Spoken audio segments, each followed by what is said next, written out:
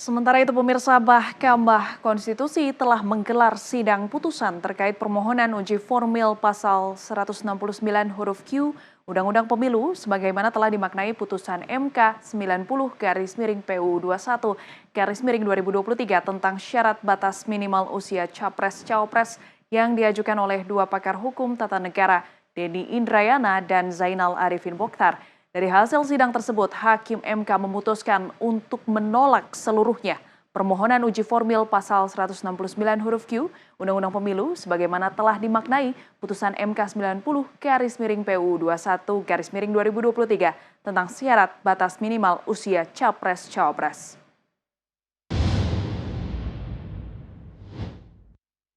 Sidang pembacaan putusan ini dihadiri oleh 8 hakim kecuali Anwar Usman.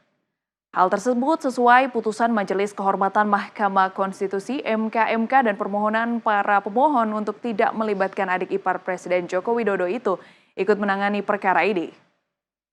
Adapun dalam petitum provisi usai mengajukan perbaikan permohonan, Denny dan Zainal meminta agar MK menyatakan menunda berlakunya ketentuan pasal 169 huruf Q Undang-Undang Nomor 7 Tahun 2017 tentang Pemilihan Umum Lembaran Negara Republik Indonesia tahun 2017 nomor 182, tambahan Lembaran Negara Indonesia nomor 6109. Sebagaimana dibuat oleh MK melalui putusan 90/PU 21/2023. Pemohon juga meminta MK agar menyatakan menangguhkan tindakan atau kebijakan yang berkaitan dengan perkara ini. Selain itu, pemohon meminta MK memeriksa permohonan mereka secara cepat dengan tidak meminta pemirsa keterangan kepada MPR, DPR, Presiden, DPD atau pihak terkait lainnya.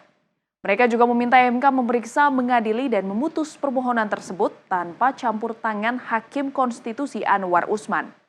Sedangkan dalam petitumnya, Denny dan Zainal meminta MK mengabulkan permohonan para pemohon untuk seluruhnya. Pemohon juga meminta MK memerintahkan kepada penyelenggara pemilihan umum Presiden dan Wakil Presiden RI tahun 2024 untuk mencoret peserta pemilu yang mengajukan pendaftaran berdasarkan pada pasal 169 huruf Q Undang-Undang Nomor 7 Tahun 2017 tentang Pemilihan Umum Lembaran Negara Republik Indonesia tahun 2017 nomor 182, tambahan Lembaran Negara Indonesia nomor 109, sebagaimana dibuat oleh MK melalui putusan 90/PU 21/2023 akibat telah dinyatakan tidak memiliki kekuatan hukum mengikat. Di samping itu, Mahkamah juga tidak menemukan adanya bukti bahwa pemohon mengalami kerugian atau potensi kerugian atas hak konstitusional yang dimiliki dengan berlakunya norma yang dimohonkan pengujian. Sehingga menurut Mahkamah tidak terdapat hubungan sebab akibat atau kausal verban antara norma yang diujikan dengan kerugian hak konstitusional sebagaimana dipersyaratkan dalam pasal 51 Undang-Undang MK serta putusan Mahkamah Konstitusi nomor 006/2005, putusan Mahkamah Konstitusi nomor 11/2017 dan putusan-putusan setelahnya. Amar putusan mengadili menyatakan permohonan pemohon tidak dapat diterima. Demikian diputus dalam rapat pemusatan hakim oleh 8